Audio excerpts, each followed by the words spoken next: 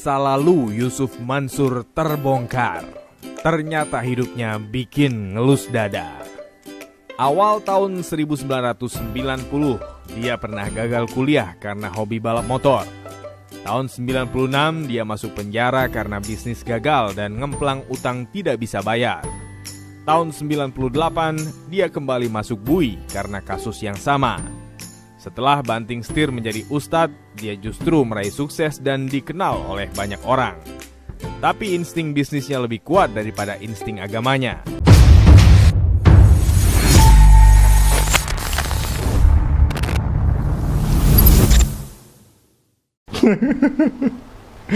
Bismillahirrahmanirrahim. Assalamualaikum warahmatullahi wabarakatuh. Kembali lagi bersama saya Tal Walid. Seperti yang Anda lihat di cuplikan video ini, bagi saya videonya lucu dan kocak ya. Insting di situ dia sebutkan setelah banting setir jadi ustadz, namun insting bisnisnya lebih kuat daripada ustadz. Kocak. Baik teman-teman, di sini saya akan bacakan komentar-komentar dari para netizen yang menurut saya komentarnya cukup menarik.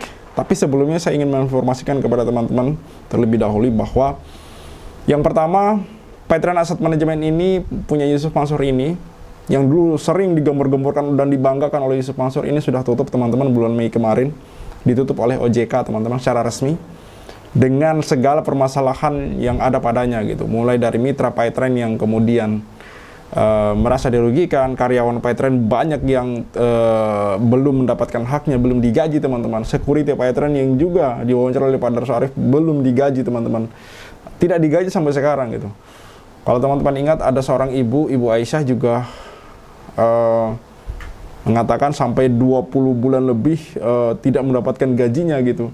Lalu yang paling terbaru kemarin, Yusuf Mansur juga sempat dilaporkan oleh mitranya sendiri, oleh rekannya sendiri, partnernya sendiri, itu juga merasa dirugikan untuk kasus Pattern ini teman-teman, Pattern Asset Management ini teman-teman. Jadi ini banyak sekali kasus yang ada di dalam Pattern Asset Management atau Pattern ini teman-teman, yang mana ini adalah juga bisnis investasi yang juga digalang oleh Yusuf Mansur gitu. Bahkan kalau teman-teman mau perhatikan atau mau searching atau mau riset, itu ada banyak video-video Yusuf Mansur yang mengatakan atau mengajak umat, mengajak orang untuk kemudian bergabung ke Pattern ini teman-teman. Jadi menurut saya orang yang paling bertanggung jawab dalam masalah dan kasus Pattern ini harusnya adalah Yusuf Mansur teman-teman. Lalu yang kedua, saya mendapat informasi bahwa Hotel City ini juga bermasalah teman-teman. Ini ada dalam program patungan usaha, yang mana itu juga banyak orang yang merasa dirugikan. Sudah banyak kemudian orang-orang yang dikembalikan uangnya, itu pun karena viral teman-teman. Dikembalikannya pun tidak seberapa oleh Yusuf Mansur. Hotel City ini saya dengar informasinya sedang dalam proses penjualan teman-teman. Hotel City ini sedang dalam proses dijual teman-teman. Jadi memang Yusuf Mansur ini, saya sudah sering katakan bahwa semakin dia mencoba untuk menghindari masalah, maka masalah itu akan semakin menumpuk dan semakin banyak, bahkan semakin runyam gitu. Kalau saja dari dulu dia berniat baik, dia kumpulkan semua korban-korban ini, lalu dia selesaikan masalahnya satu persatu, tidak perlu membuat korban ini ribet apa segala macam dalam menuntut haknya, mungkin masalah Yusuf Mansur tidak akan semenumpuk sekarang ini, tidak akan menumpuk kayak sekarang ini teman-teman. Mungkin ya paling tidak, walaupun tetap ada masalah, tapi tidak seribet hari ini teman-teman. Ini menurut saya sudah mulai ribet, tapi ya gimana? Namanya korban, namanya orang dirugikan, ya mereka punya hak untuk kemudian meminta haknya dikembalikan gitu. Jadi sah-sah saja menurut saya. Bahkan bagi teman-teman yang tergabung dalam investor Hotel City untuk patungan usaha, kalau memang berkeberatan dan ingin haknya dikembalikan, segera hubungi Pak Darso Arif atau Pak Zaini Mustafa agar kemudian haknya bisa diselesaikan. Entah ini akan berproses di pengadilan lagi, atau Yusuf Mansur mau mengembalikan hak-hak orang, yang mana ini harapan saya, karena kalau tidak ini akan runyam dan akan membuat susah banyak orang, terutama Yusuf Mansur. Saya yakin semakin dia mencoba menghindari masalah ini, akan semakin ribet dan akan semakin sulit bagi dia sendiri teman-teman. Ini Yusuf Mansur sendiri yang menentukan gitu. Bayangkan, Pattern Asset Management sudah tutup, Hotel City juga sudah proses mau dijual teman-teman. Ini informasi dari mereka sendiri. Jadi insya Allah ke depan ini akan makin runyam bagi Yusuf Mansur, teman-teman. Mari kita bacakan beberapa komentar dari netizen yang menurut saya ini menarik, teman-teman. Dari Santo Ato, penipu ini sudah terbiasa menghadapi orang-orang yang dia tipu. Manusia ini hewan, otak dia penipu. Celeng comberan ini kayaknya benci banget ya. Menyimak, warung Stick and Stick sudah sepi, masyarakat sudah tahu belangnya, penipu umat. Jadi sekali lagi saya katakan kepada teman-teman, bahwa kami memboikot bisnis-bisnis Yusuf Mansur, bisnis kuliner Yusuf, salah satunya adalah bisnis kuliner Yusuf Mansur, yaitu warung Stick and Stick dan juga bebek goreng Haji Slamet. Ini adalah bagian dari perlawanan kami, karena sampai hari ini, sekali lagi saya katakan, saya melihat Yusuf Mansur tidak punya itikat baik untuk kemudian menyelesaikan urusannya kepada korban gitu. Enak betul gitu kan, enak banget teman-teman. Jadi kami harusnya dengan aksi boykot ini Yusuf Mansur mau membuka matanya gitu.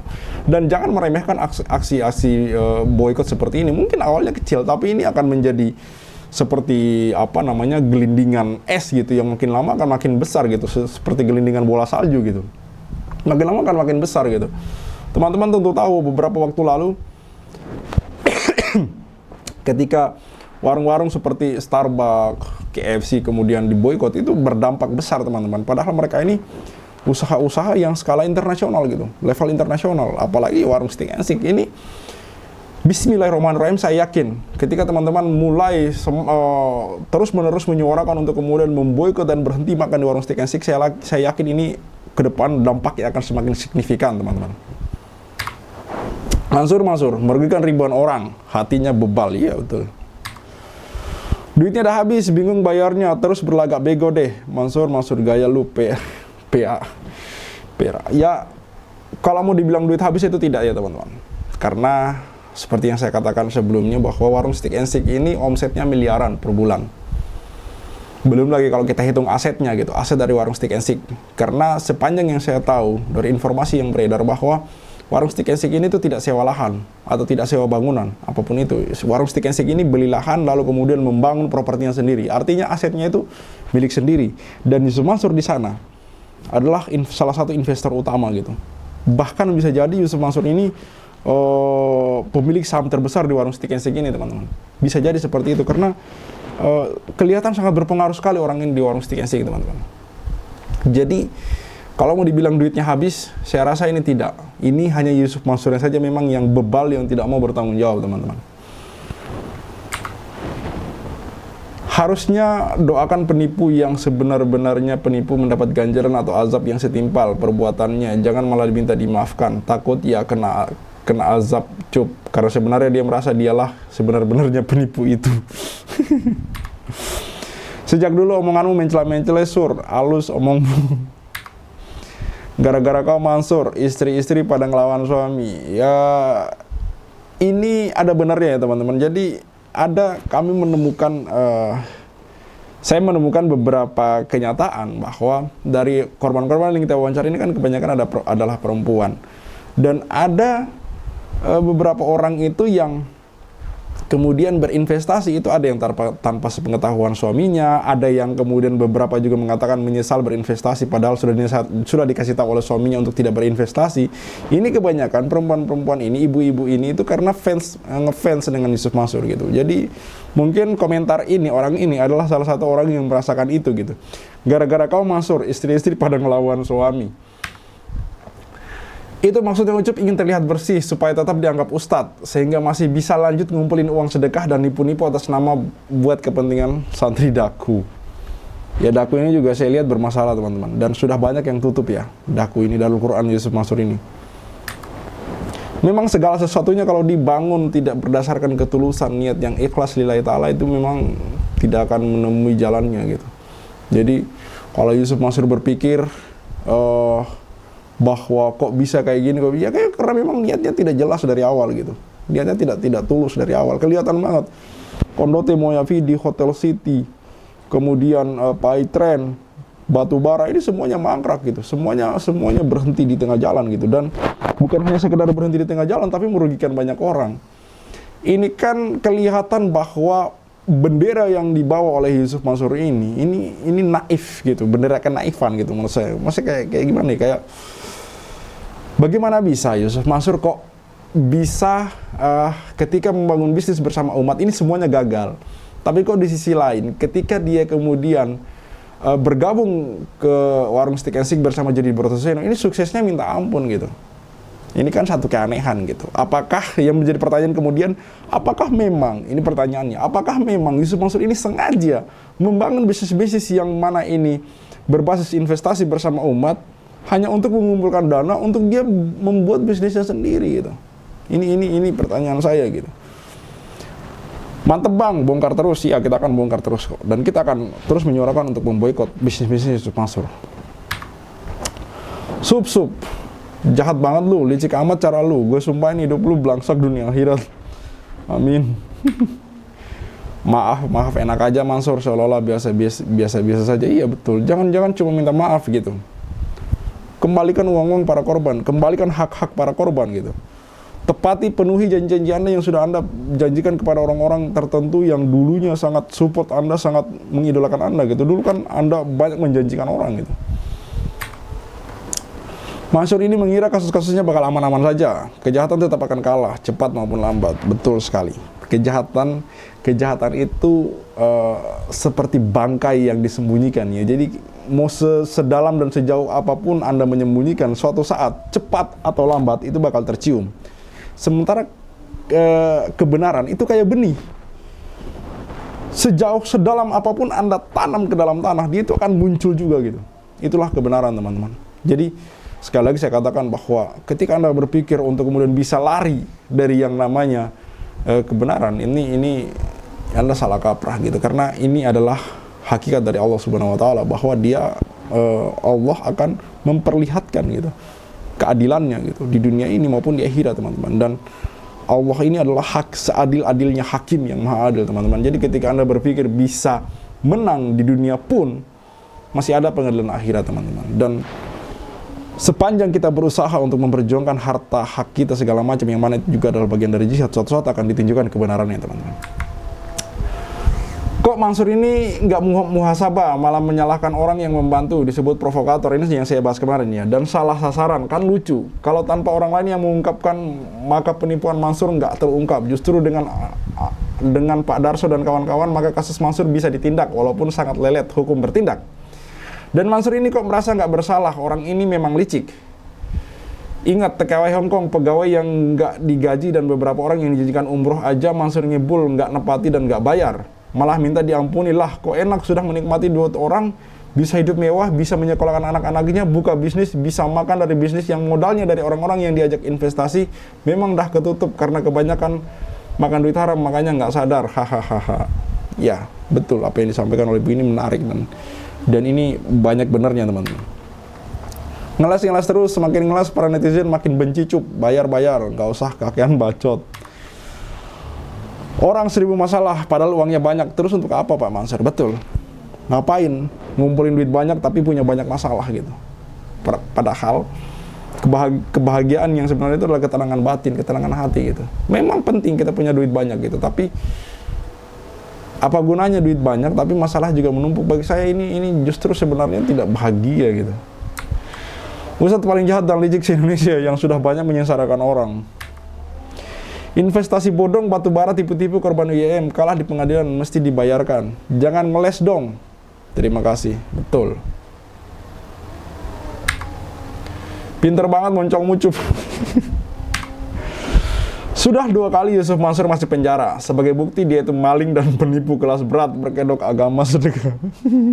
Betul. Sudah 2 kali memang Yusuf Mansur ini masuk penjara teman-teman. Dan ini bagi saya salah satu bukti bahwa memang Yusuf Mansur ini diduga kuat bersalah teman-teman. Jadi kalau dia mencitrakan dirinya di beberapa video bahwa seolah-olah ada orang yang berupaya untuk menjatuhkan dia, seolah-olah ada orang yang berupaya untuk menjelek-jelekan namanya, nggak ada teman-teman. Siapa gitu? Siapa?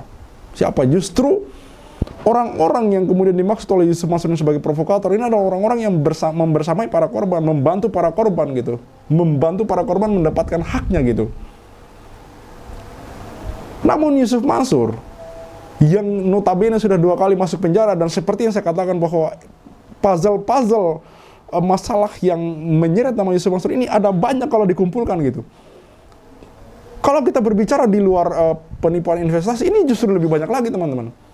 Tentu teman-teman masih kenal Ibu Lestari, masih ingat Ibu Lestari, kemudian Ibu Ana, belum lagi yang lain, Pak Matizi yang juga berbicara dijanjikan umroh oleh Yusuf Mansur namun tidak ditepati. Artinya kan banyak gitu, banyak sekali ini dikumpulkan mengerucut ke satu nama, yaitu Yusuf Mansur atau Jam'an Nur Khatib Mansur, bahwa memang orang ini banyak menimbulkan masalah gitu, banyak bermasalah dengan orang-orang gitu, banyak terkait masalah dengan orang lain gitu.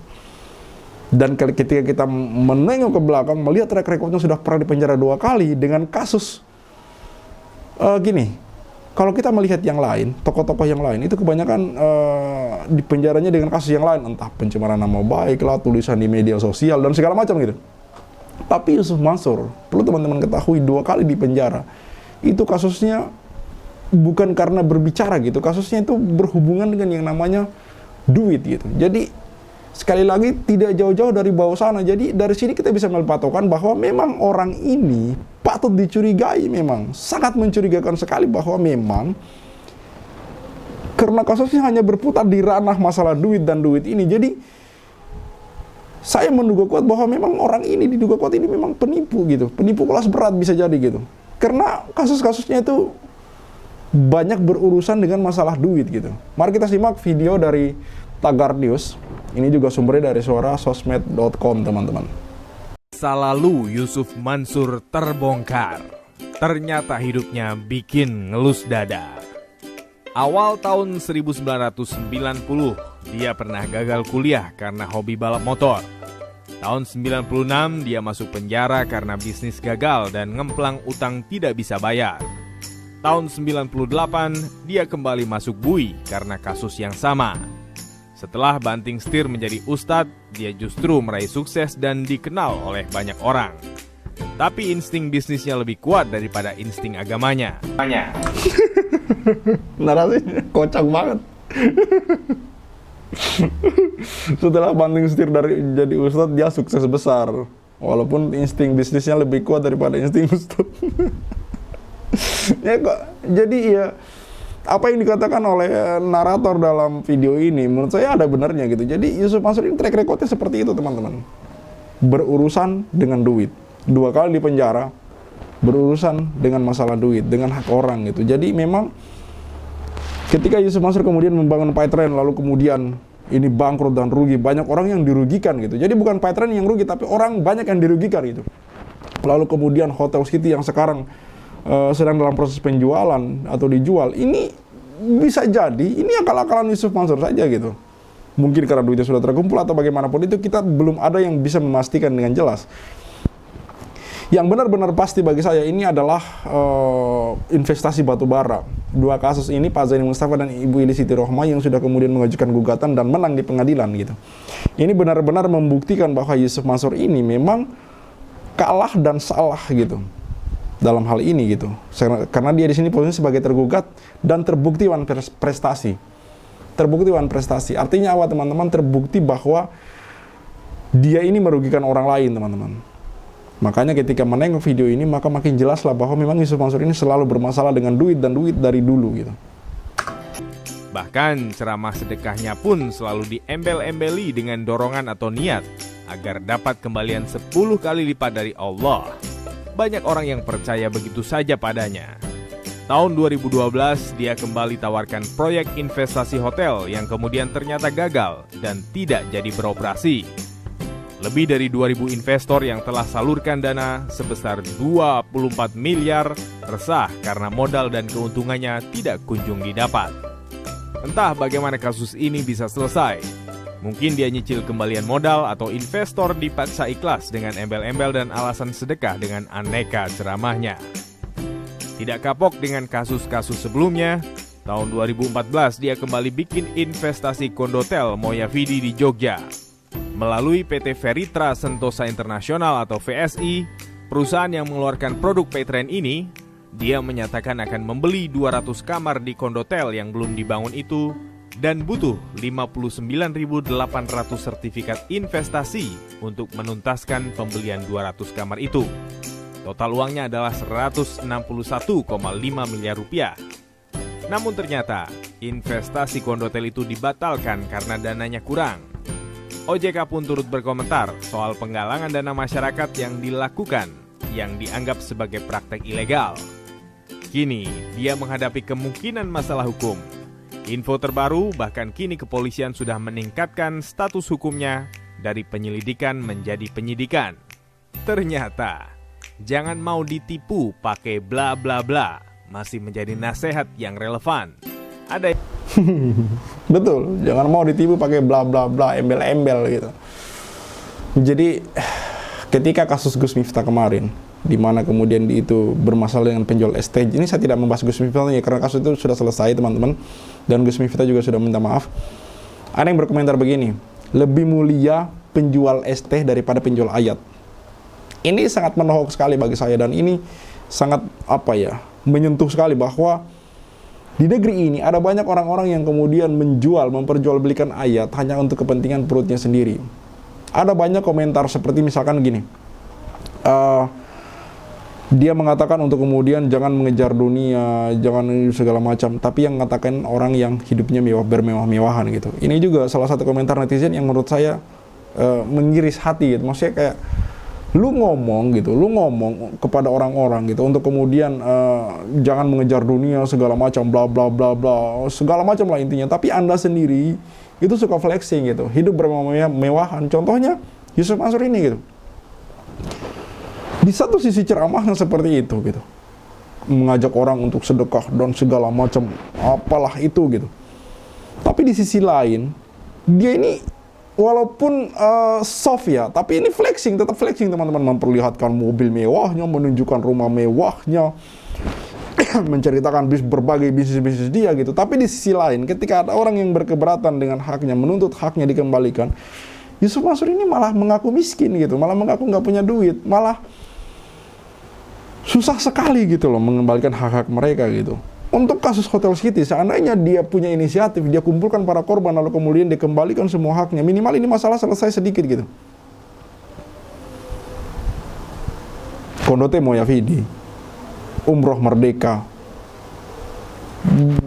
investasi batubara, seandainya mau legowo, mau ikhlas gitu, bisa cepat selesai masalah ini gitu. Hanya kan yang menjadi masalah apakah kita ini sudah serakah atau tidak gitu. Ketika sudah serakah, jangankan duit miliaran, jangankan duit ratusan juta, jangankan duit puluhan juta, 1 juta aja itu kita pelitnya nauzubillah gitu, pelitnya minta ampun. Padahal kekayaan Yusuf Mansur ini ditaksir mencapai miliaran, bahkan bisa triliunan teman-teman.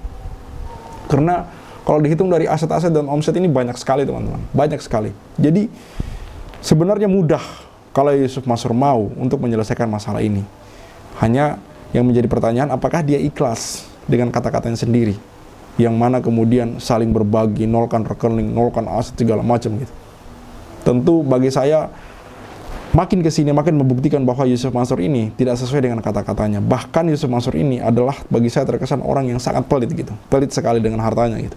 Karena dia lebih baik mendapat masalah yang begitu banyak dan menumpuk ketimbang mengembalikan hak orang ini. Karena kalau dikembalikan sebenarnya orang-orang ini mau memaafkan Yusuf Mansur gitu. Hanya kembalikan saja hak mereka dong. Karena biar bagaimanapun itu hak mereka gitu, yang wajib mereka perjuangkan kalau memang mereka merasa keberatan gitu.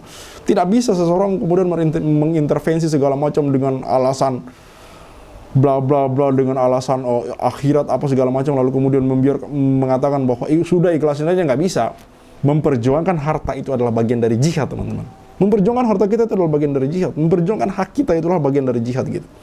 Jadi sekali lagi saya katakan bahwa Yusuf Mansur ini memang sudah banyak didera masalah sejak dulu. Bahkan sudah pernah masuk bui sampai 2 kali, dan urusannya juga adalah masalah duit. Jadi tidak heran jika sekarang kemudian banyak orang kemudian mengatakan bahwa orang ini diduga kuat memang penipu gitu. Dan sekali lagi saya katakan, untuk menyuarakan, memboikot bisnis-bisnis Yusuf Mansur, ini adalah bentuk perlawanan kita, salah satu perlawanan kita untuk saat ini teman-teman. Salah satu bisnis Yusuf Mansur di bidang kuliner adalah warung Stick and Stick dan bebek goreng Haji Selamat teman-teman. Suarakan terus untuk memboikot, dan saya yakin suara ini perlahan-lahan akan seperti bola salju yang mana akan makin membesar teman-teman. Bismillahirrahmanirrahim kita doakan, dan semoga Allah membersamai orang-orang yang berjuang di jalan kebenaran. Khalid Al-Walid, see you on the next videos. Maka 2010 ketika saya masuk pertama kali ke warung Stick and Shake, like video jangan di skip. Share sampai kena strap, like biar kasusnya di up, komen sampai dia kena strap. Yusuf Mansur punya cerita, katanya punya daku di mana-mana, nyatanya cuma numpang nama, emang dasar gak punya muka. Boykot Yusuf Mansur, bikin bisnis batu bara kau bangkrut, bikin aplikasi Paytren kau macet, bikin program umroh merdeka kau mampet, bikin program tabung tanah kau rungkat, bikin program Moya Vidi kau gatot, bikin bisnis hotel city ya bacot, bisnis mandek duitnya dicokot. Boykot Yusuf Mansur. Kalau cari tangga dipikir dulu, ngaku komisaris nyatanya halu. Kalau udah dongeng kayak orang nyabu, ngaku punya pesawat nyatanya malu. Boykot Yusuf Mansur. Maju caleg tapi nggak kepilih. Haha, orang udah pada tahu belangnya, ngakunya gabung di warung steak. Ya udah kita boykot sekalian biar steak. Boykot warung steak. Boykot warung steak. Boykot warung steak. Kok bisa bangun bisnis saat pandemi? Emang duitnya dari mana? Kalau bukan dari bisnis fiksi, ngajak umat kumpul dana cuma buat merana. Boykot warung steak. Jadi kok cuma diam kayak bot? Apa sih ujuk bikin lu takut? Takut kebongkar, takut kecokot. Bikin bisnis batu bara kok bangkrut, Bikin aplikasi Paytren kau macet, bikin program umroh merdeka kau mampet, bikin program tabung tanah kau rungkat, bikin program Moya Vidi kau gatot, bikin bisnis hotel city ya bacot, semua baik duitnya dicokot. Boykot warung steak. Kalau cerita nggak dipikir dulu, ngaku komisaris grab nyatanya halu. Kalau udah dongeng kayak orang nyabu, ngaku punya pesawat nyatanya malu. Baju caleg tapi nggak kepilih, haha. Orang udah pada tahu belangnya, ngakunya gabung di warung steak. Ya udah kita boykot sekalian biar steak. Boykot warung steak. Sorry kok cuma diam kayak bot. Apa sih ujuk bikin lu takut? Takut kebongkar, takut kecokot. Bikin bisnis batu bara kau bangkrut, bikin aplikasi Paytren kau macet, bikin program umroh merdeka kau mampet, bikin program tabung tanah kau rungkat, bikin program Moya Vidi kau gatot, bikin bisnis hotel city ya bacot, semua baik duitnya dicokot. Boykot warung steak. Kalau cerita nggak dipikir dulu, ngaku komisaris grab nyatanya halu. Kalau udah dongeng kayak orang nyabu, ngaku punya pesawat nyatanya malu. Maju caleg tapi nggak kepilih, haha. Orang udah pada tahu belangnya, ngakunya gabung di warung steak. Ya udah kita boykot sekalian biar steak. Boykot warung steak. Stop mampir di sana, stop masuk ke sana, stop makan di sana, stop bikin si ujuk kaya. Boykot warung steak. Bikin Yusuf Mansur ketar-ketir, biar dia mikir, biar dia sadar tanggung jawab. Mansur, kami sudah hilang sabar, umat sudah marah besar sampai mana kau kabur. Akan terus kami kejar walau sampai lubang kubur. Boykot warung steak. Boykot warung steak. Boykot warung steak. Play video jangan di skip, share sampai kena strap, like biar kasusnya di up, komen sampai dia kena step. Hahaha. Boykot warung steak.